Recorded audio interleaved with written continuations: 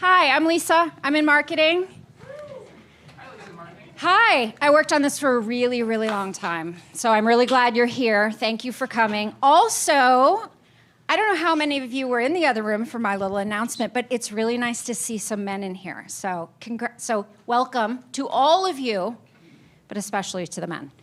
The gameHERs crew is going to come in just about a minute. I was at the Tech Fest. I was at the Tech Summit this morning, and I did hear them speak a little bit. And so, anyway, they're awesome, and you're in for a treat. So, Tiffany, hi. Do you want to give them the signal? I told them 2 minutes, and my comedy routine is incredibly short. It's so short, I really don't have one.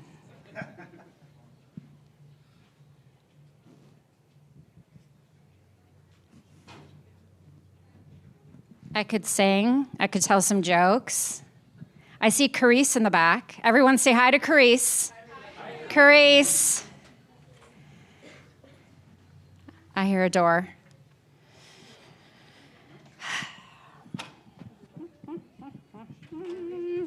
Oh, I hear a door again. Yep. Yeah. Come on in. All right.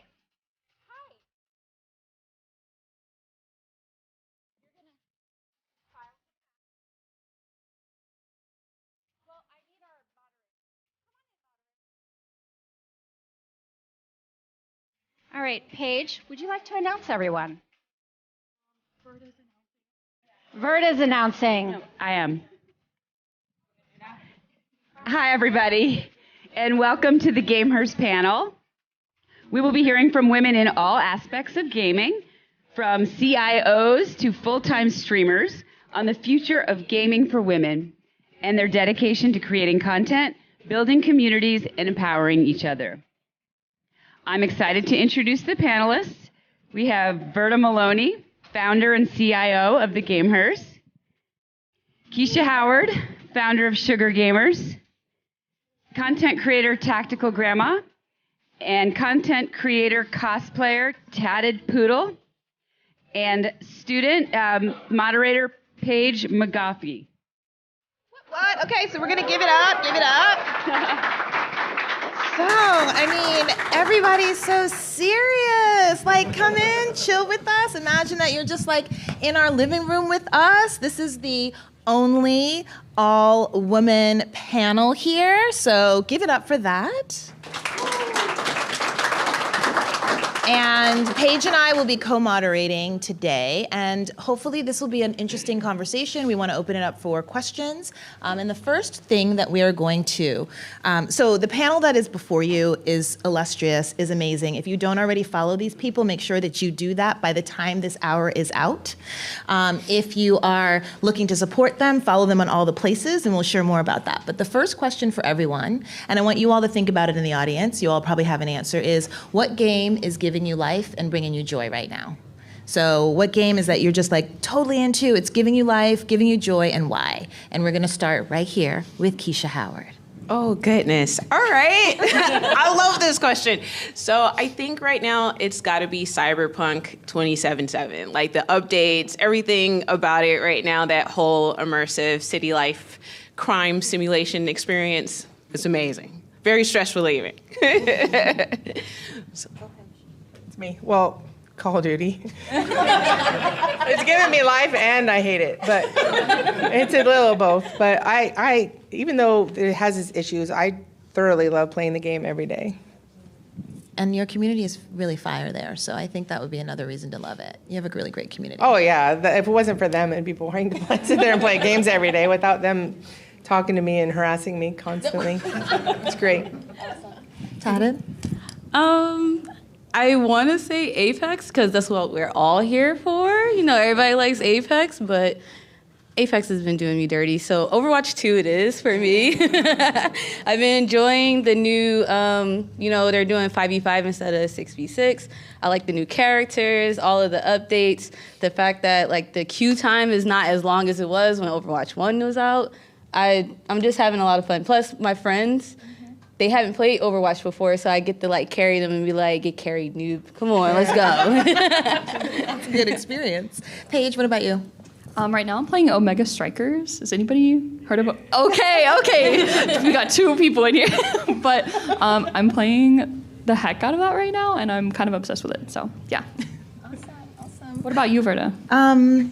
So I'm trying to finish Never Alone. I love story-based. I don't know if anyone's played Never Alone, but it is like one of the most beautiful, tear-jerky, amazing games, solving puzzles. Has anyone played? Okay, it's gorgeous. And it's also created with, by, and for Indigenous folks. And so they have these like mini documentaries about Alaskan Indigenous culture that you get to watch throughout. And it is, yeah, it's just stunning. It's brilliant. And there's a glitch right now that's preventing me from moving forward. That's what I'm gonna say.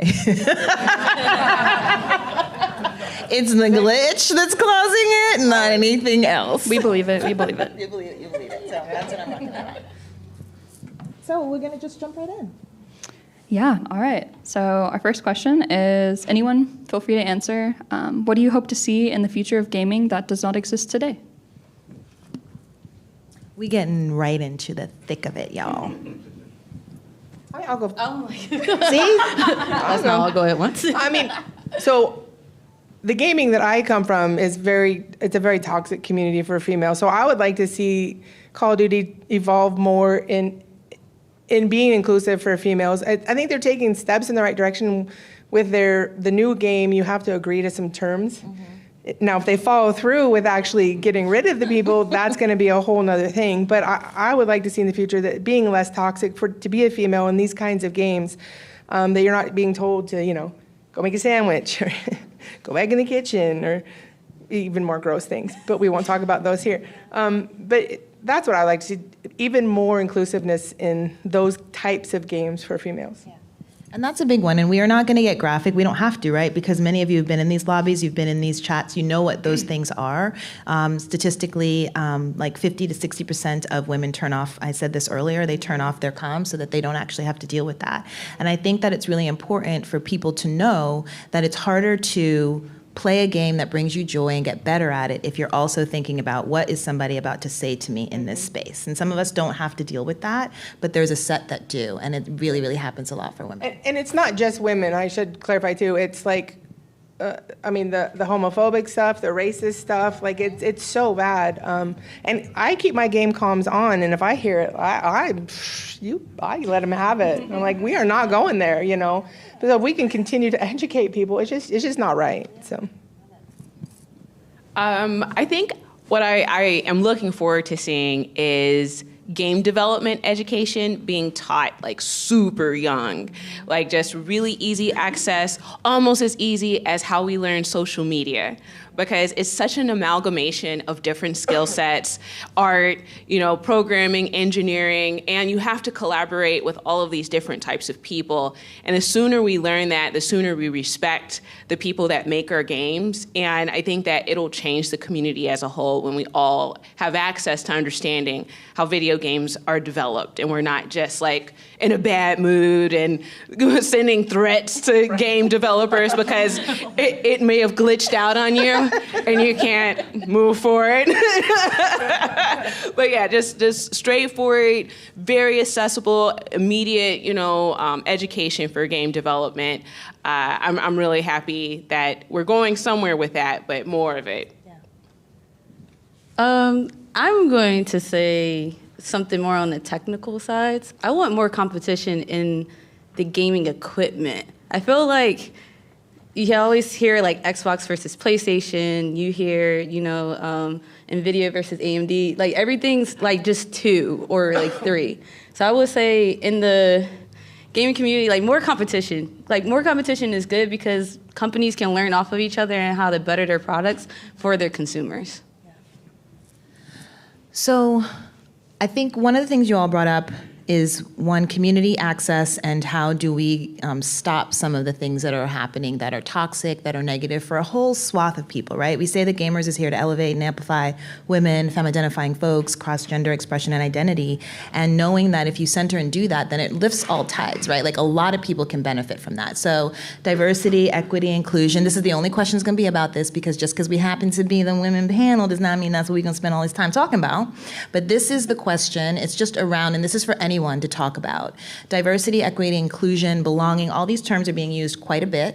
It's become very kind of catchy. And I'm really curious about how you define it from your space and from your experience. And we have a lot of experience right here in this group that have been at this game longer than me, pun intended, but also just in the space for a while. So I want to know what does that even mean when you hear it? And then what have you seen that's really actually doing it, right? So what spaces have you been in where you're you know what, they get it, and this really does feel diverse, equitable, inclusive, all those things. So what does it mean to you? And this is for anyone to start off with. Well, recently I realized that DEI doesn't mean the same things. It's like those words have broken a bit. But for me, it's not something that you other, and I feel like there's demographics of individuals that feel like they're not a part of diversity, equity, and inclusion, so they're not actually a part of the conversation that would move the needle forward, that would shift the whole dynamic. Everybody needs to understand and respect each other as human beings. You have to really care about that person that you might not actually get to have as much interaction and engagement with. What it's looked like is when there are opportunities. You don't just go to what's familiar and what's comfortable and what's easy, but you really put a lot of effort into making sure a lot more people are included. One of the companies that has been doing this recently, which I really have been appreciating, is Epic, with their sort of teaching people for free how to use the Unreal Engine. I am definitely one of the people that they helped in my sort of game development journey, and they provided all the resources I would need to ask questions, to see videos, so on and so forth. So it is there, and it looks like effort. It looks like, you're going to see your allyship, or you're going to see that good intention to be inclusive all the way through to a success. So it's not we're friends right now. No, all the way through to where you might envision your own success. That's what it looks like, and it's not done in practice because it's hard. It takes effort, it takes time, it takes resources, it takes money.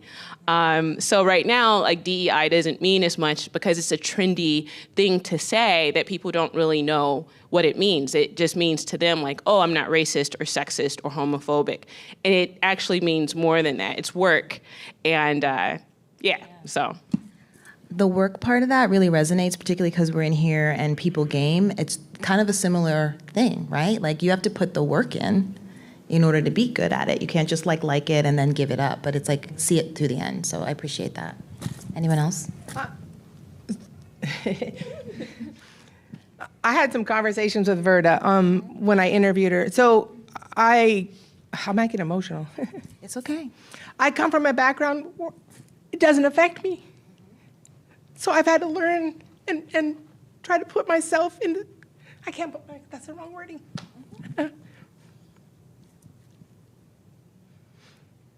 I've always been accepting and inclusive of everybody. To me, that's important, but I never put those words to it because it just seemed normal.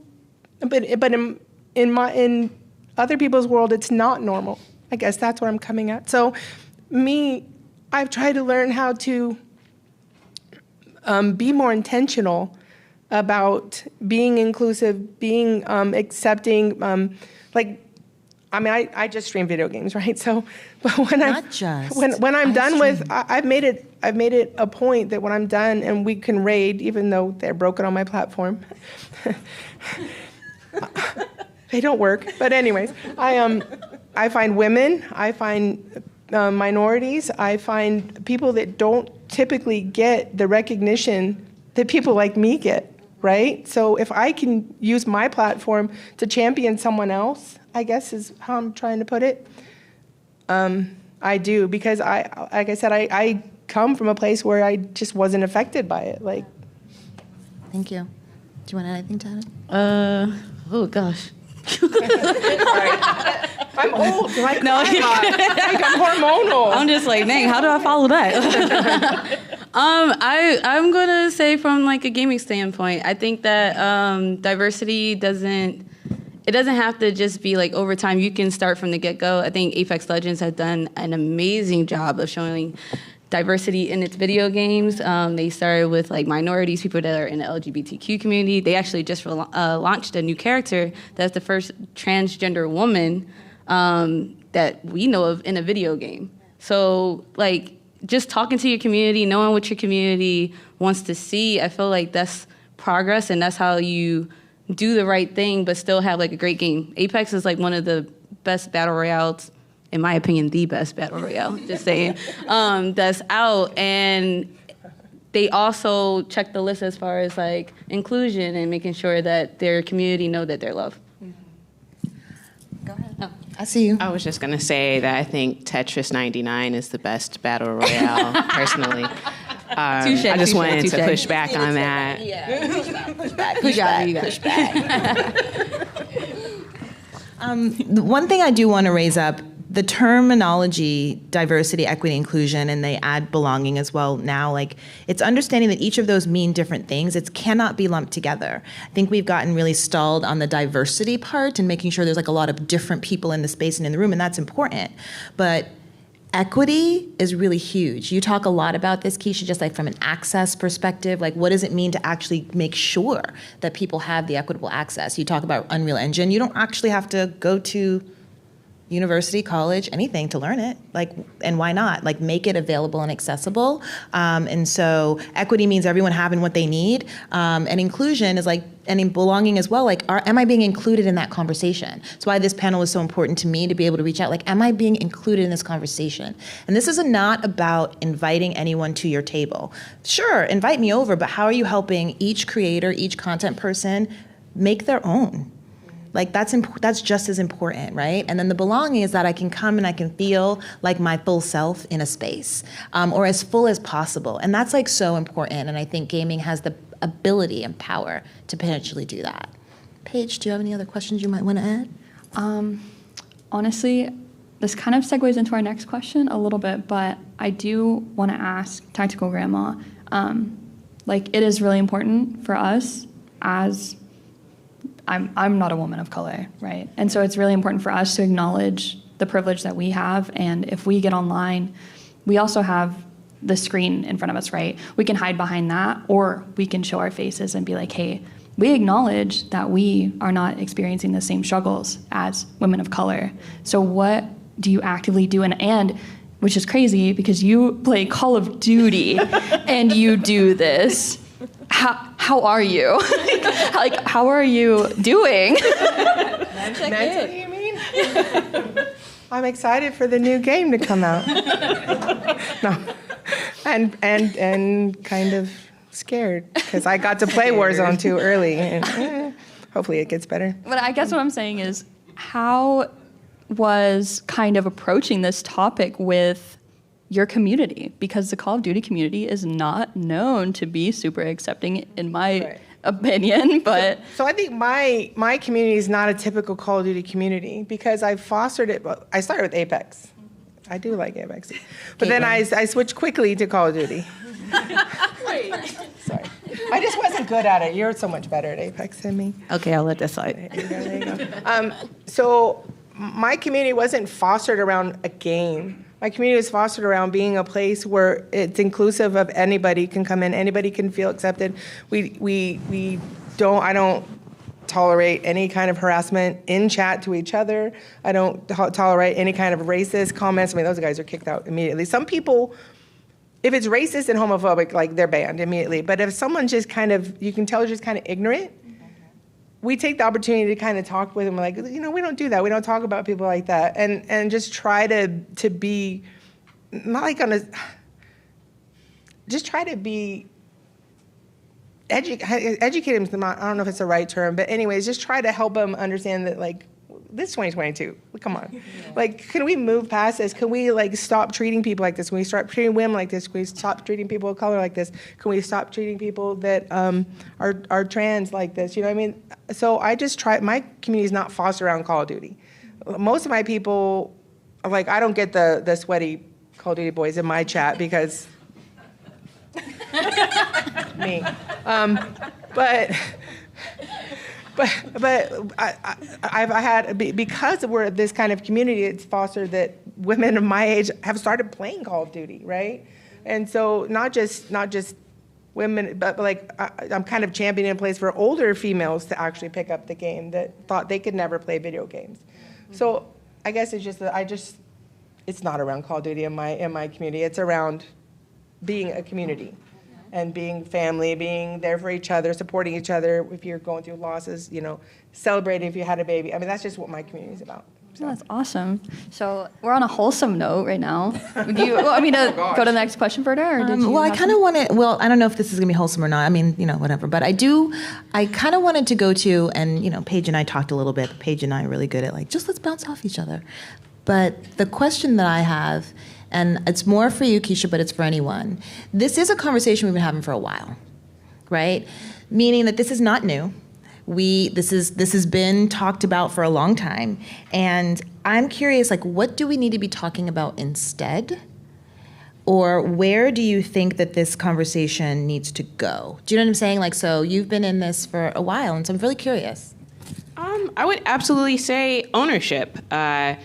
To Tatted Poodle's point, we have a very binary sort of landscape right now. It's either this or it's that. You're that or this. You're good or you're bad. You're black, you're white, you're man, you're woman. And it's time to sort of claim ownership on what we want to see instead of expecting the powers that be to understand. Because if the motive is to have more inclusivity, more access, more people to play games with, then we have to give those means of access to everyone. We have to own it. We have to own the brands, the communities that we really want to see, or, put our money where our mouth is, really. And that's hard, right? You work hard after a long day of work. You just want to get what you want. And it doesn't matter if that company is not ethical. But I think as gamers, we have so much power to really shift the world into what we really want to see. Gaming mechanics, game theory, gamification is part of almost every app we're using right now. We're using some sort of engine, some sort of technology that has also been in games for everything that we're interacting with. So if you love games, you have a lot of power, you have a lot of imagination, you have a lot that you can do with yourself. Aliens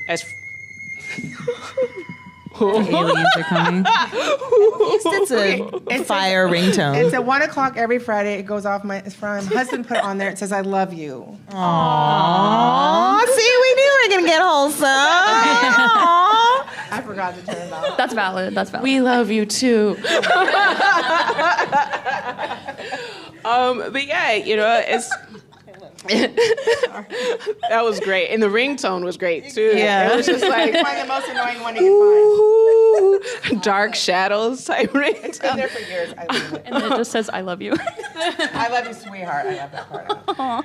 But just really knowing your own value in the space, whether you're a consumer, a content creator, an aspiring game developer, wherever you fit, you have some means to either support what you want to see, buy into the things that you think are doing a good job. We don't have to just always follow mainstream. We should do ourselves a service and make sure we take time to explore other things that are out there that are in alignment with your personal identity and ethics and values. And I think that a lot of times we don't sit and do that, especially, spending so much time online. We're just kind of an autopilot. We've had a few hard years. So, but now it's time to, really see what's out there and see how you can have value and ownership in a space that I'm pretty sure a lot of you put a lot of money in as gamers. So that's what I'm hoping we have the conversation about, because in that conversation, we're all included, right? Yeah. We all can collaborate. We all can talk on the basis in which we need to talk about, instead of always this, that, we're polarized. If you're that, we can't be this. But when you're creating something together with someone else, you start to respect people and notice people for completely different reasons than the ones that we're pit against each other for. So that's what I'm hoping. I love it. Anyone else want to? What do you think we should be talking about right now in the video game industry? No. You got glitter on your face, that's why. You got butterflies in your hair. Why do you think we're looking at you? Or we can ask a different question if you want. Oh yeah, I know, right? We can ask a different question. You want a different question? Yes. Okay. All right. We'll go on to our next question. So, then this one's for you, Tadin. No, wait, never mind. Tell us about someone who has had a huge impact on your life, or you being on this panel today, and what it was they did that supported you in this industry. I answered this question before, and I'll gladly answer it again. My grandfather actually got me into gaming, and I know a lot of people are like, Grandpa, wait a minute, what? He actually was the first person to let me play his Game Boy Color. I kept stealing it because my cousins wouldn't let me play on a Nintendo 64. I just want to say that for the record. And Tetris was actually the first game that he taught me how to play. So if it wasn't for my grandfather, I probably wouldn't even be on this stage right now with all of you amazing people. I'm so grateful for him. He's turning 90 next month. Let's go, Grandpa. If you're seeing this, I don't know how you're going to see it, but I love you. Shout out to Grandpa. But yeah, if it wasn't for him, not even just gaming, but like teaching me about engineering, and that's how I got into like cosplay and all these other stuff, because you can get influence from one thing and then use it for something else. So that's my heart. I love him. I literally love him to death, and I'm grateful for him every single day for getting me into gaming, because if it wasn't for him, I wouldn't be yelling at randoms about getting on the point and doing all this other stuff right now.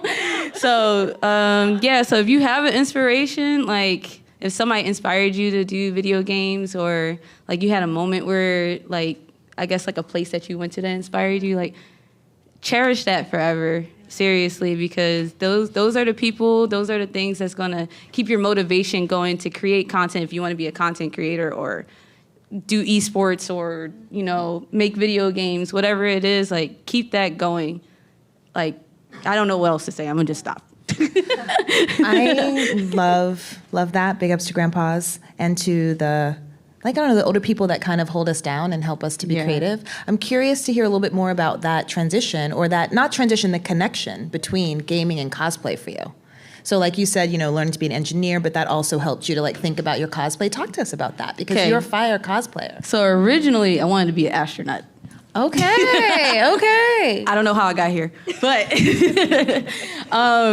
I like wanted to be an astronaut. I loved NASA. I was like, space. Ooh, I learned the song off of Blue's Clues. I know y'all know that song. Don't look at me crazy. I know y'all know that song.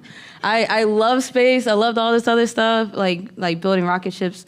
And then eventually, like I said, I got into video games, and I started playing video games constantly, like with my cousins, or like I would play by myself. We were talking in the car how in my dorm, I couldn't really tell people that I like video games because, misogyny, nothing new. And like it just evolved to something else. And then with cosplay, I know a lot of people that do cosplay. Usually Halloween is the number one thing that people gets into cosplay with. So I started doing that, and it just evolved into a career now, which is, I'm still baffled that, like, how? Just how? Because you put in that work. Exactly. Yes. Any other origin stories on the panel? Do you all want to share, like, what is it, like, how did you get here? Or what is the thing that, like, how did you get to be doing this thing? Well, obviously, I've been playing video games a long time. So I started with Pong Atari 2600, all that. My mom loved video games, which is weird because she was older when they came out. So she would take me to the arcade. She would go play pinball mostly. But I would go around and find all the money in the coin returns and then play games and all the credits people left. Because video games are pretty new and people didn't, like at the arcade, people didn't know that they left credits on it. So I scored a lot. But so because my mom loved video games, I really started liking them and I played them a lot. Then I played sports and didn't play as much like in my teen years. But then when my husband and I got married, played a lot. But really it's my family now that is why I'm where I'm at. Like I never wanted to do this. My son always wanted me to show his friends that I could play video games. He was always proud that I could beat them at games and stuff. So it was really my husband and my son that encouraged me to stream and why I'm here. I never would have done it if it wasn't for them and just the support from them. I mean, I guess my origin story is kind of not as wholesome. No. So, yeah. I never thought I'd have a career in video games. It was early 2000s. So I wanted to have a job, and I had never seen an example of a woman, let alone a black woman, doing anything in video games. Now, you have to remember, this was before a lot of the social media. It was still MySpace. And so, yeah, there was still MySpace. And I was a real estate broker, which is like one of the most driest industries to be in, but I was trying to sell condos and stuff. And then the recession hit. Remember we had one just like 10, 11 years ago? So it was back then that the company I was working for was going out of business, and I was their last employee. So on a fluke, I answered a Craigslist ad to be on a show called Ultimate Gamer. You just needed to be a well-rounded gamer. And, you know, you could win like $50,000 and they fly you out and all this other stuff. So I went to the tryouts, and this was in 2008. And I believe that I might have been the only black woman to have tried out in my city for this. Now, remember, this was on Craigslist, so don't be getting all... So they saw me, and they were just like, immediately, you're going to be on this show. And they're like, we don't have another one of you. And I was on, we had practice, but everybody else that they had selected were super gamers. They weren't well-rounded casual gamers. They lied. And so then I was trash at every single game I tried. And they was like, we don't know if we can do this. And they sent me back home. And I had taken like off work for that. And so then, I realized that I had gotten a little feisty. I'm just like, I want to have my own crew, and we play our own games, and then I could just do it on my own. So I put out my own Craigslist ad.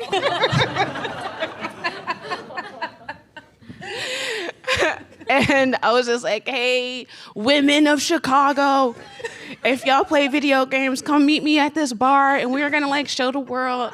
And, like, all these women responded, and they're just like, I want to come, but I don't play video games good. And I'm like, that's me, too. And so we would meet at random places. I would plug in a PlayStation or a GameCube. I don't know what was out in 2008, 2009. And we would just play Soul Calibur or Street Fighter or Mario Kart or whatever was out. And everybody was, like, so happy to meet each other. And we just became a gang. And we would go to everywhere. If there was someone cosplaying and someone was like harassing them, we would all like get round up, like, what you doing? Delete that picture now. That ain't right, ass next time. People were like, they took us, they put some respect on it. And since then, we've just been trying to make that community open for everyone who needs it. What would happen was I would get like a dude. And a dude would come up to me and be like, hey, well, I don't want to just be a terrible guy playing with guys. I want to help out, more women. I want to play with women. How can I support? And then there were people from different communities that had overlapping issues, from LGBT community. And they're just like, we don't have a space to play video games. And this is cool. And you guys aren't assholes. And so it just kind of grew from like this women community to like everybody who just wanted to play video games in a non-toxic environment. And then we started collaborating and making things. So now we're on our third self-published game. And that's kind of completely accidental. I was trash at games, and I got mad and put an ad on Craigslist. So, yeah. I feel like we can create 2008. superhero characters out of all of these. Like we really like comic books about these origin stories. I'm like loving it. I do want to offer any. Can we do questions? Does anybody have questions? Awesome. Yeah, go for it. Oh, great. There's even someone that's going to come with a mic. Look at that. Fancy. First, a year ago, you were on the Mage panel with me when we did a women's in esports. You look so familiar, and I was like, and so friendly in the audience. I was like, this is familiar. Was I on a screen for that Yes, one? you were Exactly. We went on right before mine. Like all the panelists were there, and then I was like on a TV. Yeah, she was on the TV over on the side because she was in New York and we were in Iowa or something.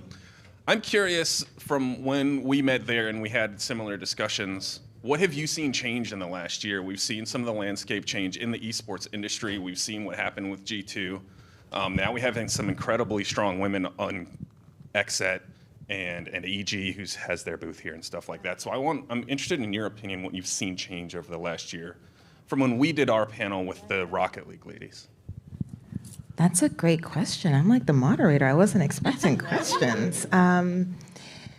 So in the last year, I would say for me, because I think that I just am moving a little bit differently in the space, which is creating this type of space to happen around me. It doesn't mean that it didn't exist before, but what I'm seeing is that in those places where it was always happening, like OGs here, I see them coming to the surface, but not necessarily this kind of mainstream thing. I think it goes back to our own communities and micro communities, nano communities, whatever you want to call them, rallying around and kind of seeing it happen in those pockets and bubbles. And I think like even being on that panel with May just connected me with Freya. Like I have like so many people, and it's these kind of interconnected dots that are bouncing off of each other that are starting, I think, to do more things with each other and not being as pressed about doing it with a major publisher or this person, because there's like this type of unity that I'm seeing. And like I said, it's not that it didn't always exist. I have just chosen to move a little bit differently where it is happening for me. So that's what I would say in the last year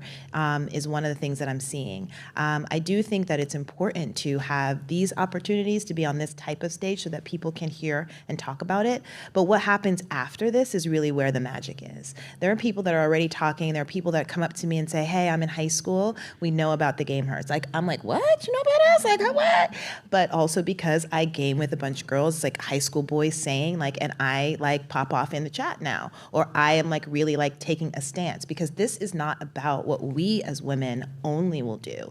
Everyone has to. So if it's around systemic racism, it's not for those that are feeling it that have to solve it. It's those that are actually benefiting from it that have to solve it. Same thing from misogynistic, patriarchal, heteronormative things. Like, it's the people that are benefiting that have to step in as well and do that on their part. So I would say that. I think all of these like interconnected circles, and actually seeing the value in the small circle versus trying to go and get into a big one.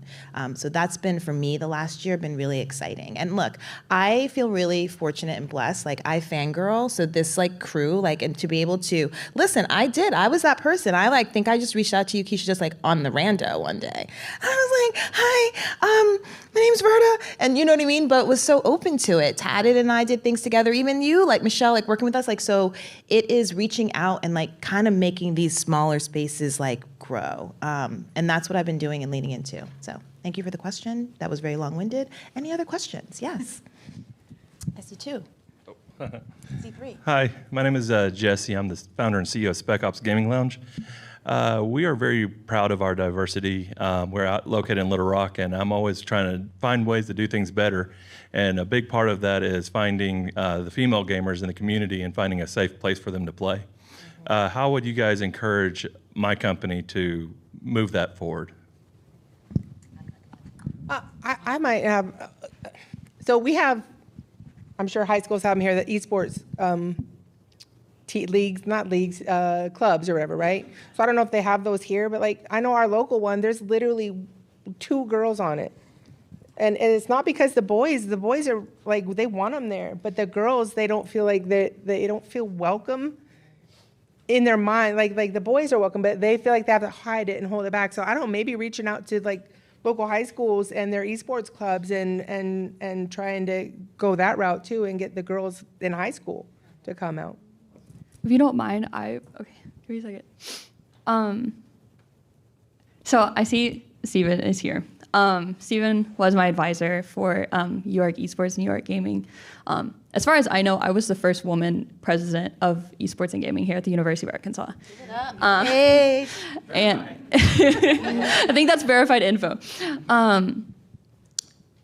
At first, it was really scary coming on campus because you're like, well, hey, I want to join this club. It's going to be awesome. But I'm a woman. How am I going to be perceived? I don't want special treatment. I just want to be included, right? So I think that is a big differentiation there. But just making sure that the women who are in your club right now or in your space right now feel welcome and feel like they can actually reach out to other women. And making sure that you're holding men accountable. Men are holding other men accountable for their actions. That, to me, makes it a safe space. Because if I speak up, I'm told I'm crazy. Like, oh, you're being dramatic. But if a man says something to another man, you're going to be like, yo, that's not cool. But speak up for women and, yeah, just make it a safer space. And I feel like it's a lot more welcoming and enjoyable for everyone. So I would also add that having events or having spaces where people can be introduced to games is very important. I think a lot of us assume that it's not just the discomfort with like, oh, how are people going to perceive me? But gamers don't like to be trash in front of other people either. So like having events that are casual and social and introducing people to new games and like really emphasizing that in the marketing, like Killer Queen does that really well at their arcades whenever they have a tournament. They're just like, this is for noobs. You can have never played before and we want you to come and you get practice and you get like sort of this hand-holding through the process. And it's not just for women. So there'll be other people there that are also starting off at a space that might not be as high level. There's an assumption, especially when esports is put on there, that everyone's an expert and everybody knows all the things about the game and all the lore. But sometimes we're interested, but like there is a sense of being hesitant to show that you don't know as much as you perceive that might be. So. Huh? Oh, you don't? I was just gonna say networking is like the best thing that I can say to do. If you go to places or like other conventions and like do a booth and then say, hey, like here's our company and this is what we do, people might be interested, or you can team up with, the gameHERs or other companies that are based around women gamers, and then your people will see, okay, oh, look, they work with these type of people, and this is like a group of women. I can do that. They'll be, more intuitive to. Is intuitive the right word? It could work. Okay, it's working. We're gonna make it work. Intuitive to join. A lot of times we want to join something where we can like see ourselves in it, and if we're able to do that, we're more likely to want to be a part of it. So yeah. I saw two more questions. There's one. Oh, you have the mic. Oh, see, look, already on it. Sorry. Yes, thank you. You guys just explained some really exciting, engaging communities that you're a part of within gaming. And as is often the case, where people are thriving and congregating, businesses and brands would like to be there also. What are some examples that you might be able to give of brands who've shown up in gaming in a way that you actually appreciate and feel like elevated how you thought of that brand? And are there any watch-outs that you'd give for a brand or a company, conversely, that, stay away from this. When you show up like this, we don't appreciate it. So I'm sponsored by Logitech, and they've showed me nothing but love the entire time. Talking to them feels comfortable. They feel like a family to me. They're not your family. They can feel like a family. Just want to say that. They still a business. Remember that. But like in their campaigns, like they have they diversify like in campaigns, and when it comes to like products, they get their creators, not even just like diversity as far as like race and gender, but like they get their creators a part of their products too. You try them out and you say like, this needs to be fixed, and I think this, and they actually listen and actually do that. So I think companies that can listen to who they're trying to sell to, again, it goes back to like Apex too, like listening to your consumer and working on making them happy, in my opinion, is the best way to show that you really care. So thank you, Logitech. I love you. Let me just say that. Yeah, I mean, now I have super discernment because after 13 years of this, I do not like being tokenized. I don't like my face being plastered over something. And it's like, oh, we like women and black people because we paid Keisha $100 and sent her a candy bar. Like, no.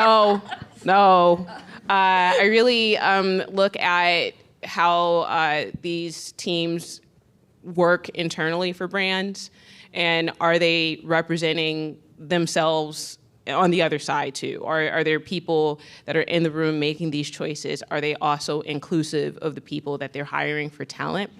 I'm a big ethics values person, so the companies that really want to invest in the spaces that they want consumers in is super important to me. So, like, again, Epic Unreal Engine has been great. Logitech has also been great. But what I would love to see is more brands that are lifestyle brands that are ethical and want to collaborate with gamers and make gaming a little bit more accessible, right? Because there's this aesthetic. You're either this or you're that, and if you're not any of those aesthetics, then you're not a real gamer. People got jobs, people are moms, people have all kinds of different things, and to have a few more brands that are like maybe in clothing or, lifestyle, makeup, of course. Just I think makeup does a good job, though. They're getting in the space. Yeah. They're slowly getting there. So I know Sephora has done quite a few events with women gamers, but I just want to see more brands that really put the effort into telling a story about gamers that humanizes them, humanizes game developers, and really sort of reflects that in their internal hiring as well. I think I'm in a unique place that people don't, I'm not looked at the same in this industry because of my age. So it's been hard to get brand deals because I'm older, and they think, the people who watch my streams, the people who watch are males 18 and 34. The people who talk in my chat are not that. But, so it's been hard for me to actually be accepted in this. I have one, and that's ViewSonic gaming monitors. And what I love about them is they're so into esports and stuff too, and getting their stuff into the colleges and stuff, and giving. So they give a lot, and they do a lot of charity work. So that's why I work with them. But just, it's been hard. Like, we talk to a lot of people, but because of my age, it's just. Yeah. And I think that's important, right? So this question, the no-no that I'm going to say is anyone coming at you or coming at this industry and saying, oh, it's exposure. Listen. Exactly. Everyone is working tirelessly to get their own exposure. You don't need a brand coming and saying, do this, I'm going to give you this stuff, and it's just for exposure. Like, that's a no-no. Do not do that. Run from that. It's just unacceptable. One, because you're going after people who have worked really hard to create their own brand. That's number two. Understand that you are also dealing with a brand. So I think a lot of times brands will come at gamers or come at content creators as if they haven't, the reason you came here is because they built a brand. Right. Of their own. So respect said brand and then ask, how can we collaborate? That's number three. Make it a collaboration, not a, hey, put this on your stream, do this. How can we collaborate, and how do we keep this conversation going? And I just really want to say, pay the money. I think that, it's 13 years here. How long have you been at this, Tadid? Like 7.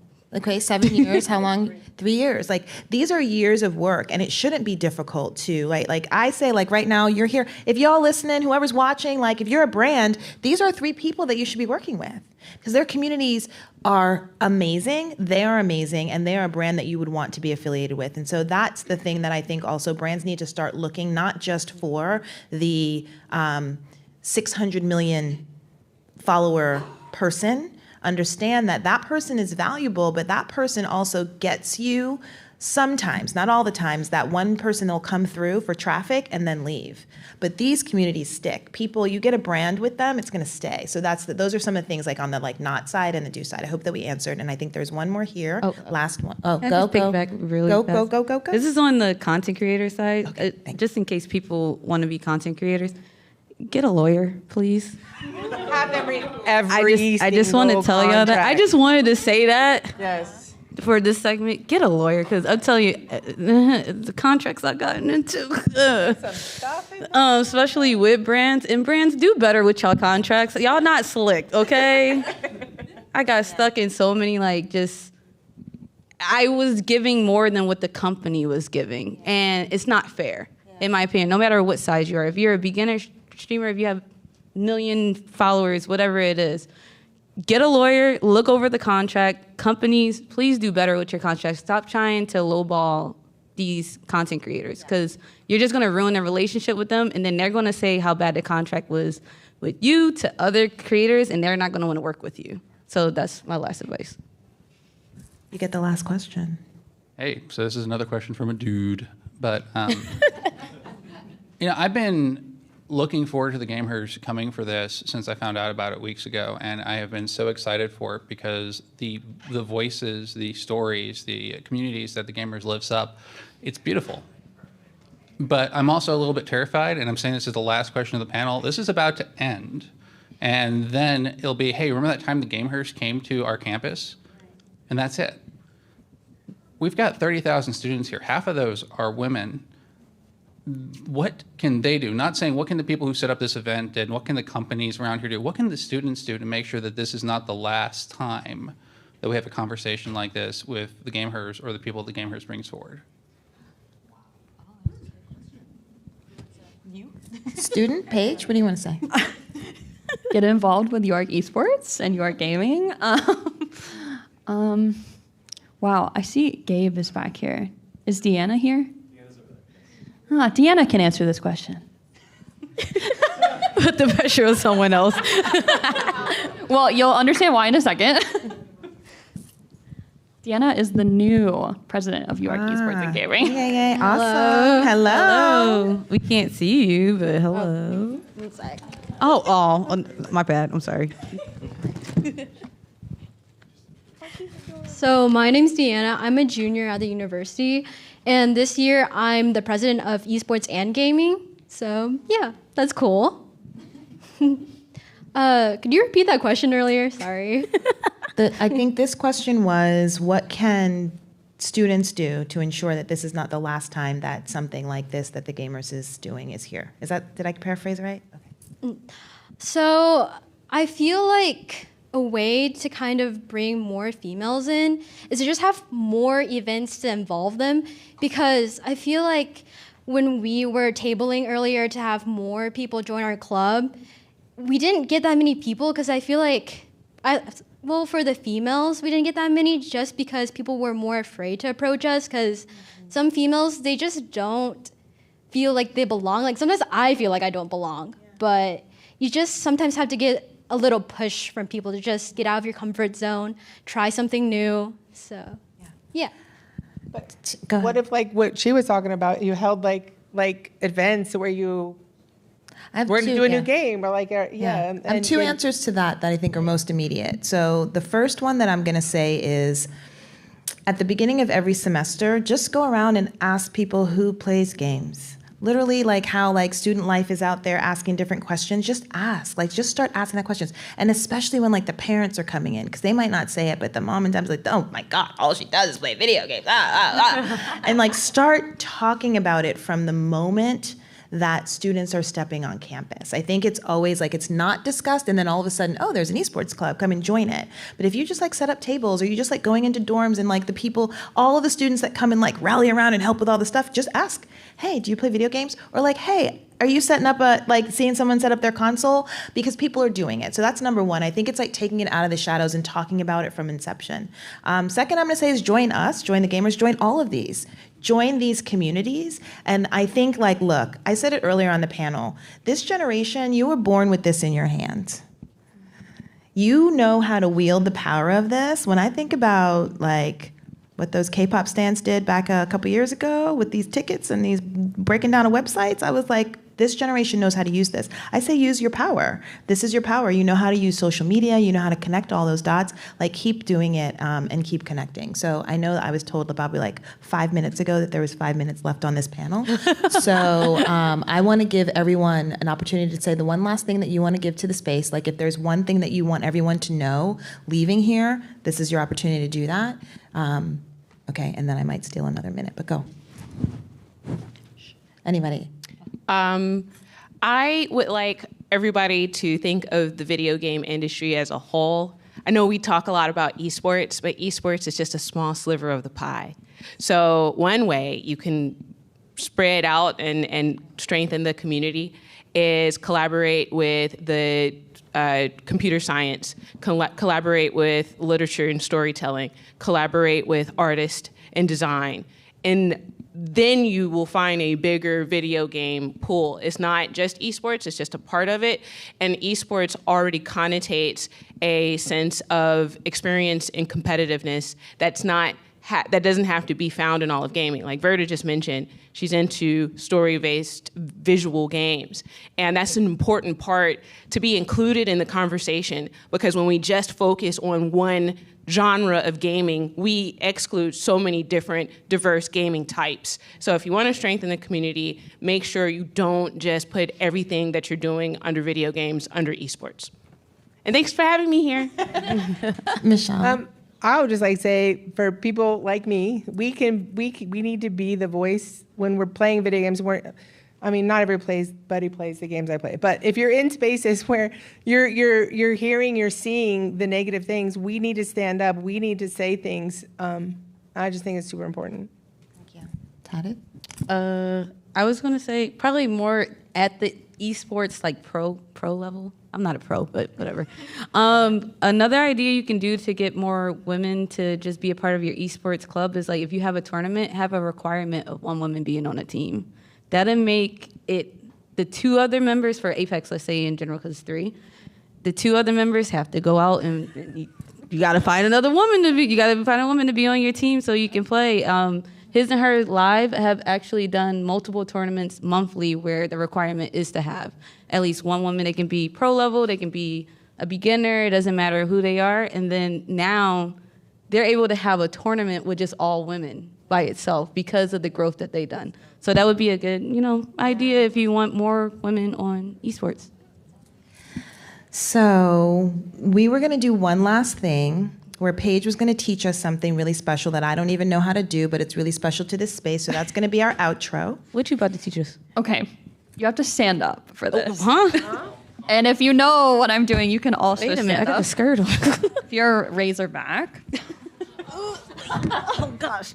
Okay. So this is something that we do at games, football games, basketball games, whatever. So in the stands, please, if you know what I'm doing, please do this with me or it's going to be so awkward by myself. Do we put the mics down? Yeah. Okay. Yeah. Okay. All right, everybody. We're going to teach these ladies how to call those hogs.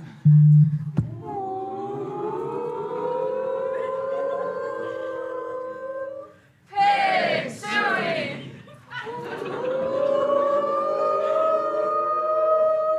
Pig suey. Pig suey. Razorbacks. Thank y'all for having us. One round of applause for these amazing, brilliant humans that have blessed you all today. So thank you so much for having us.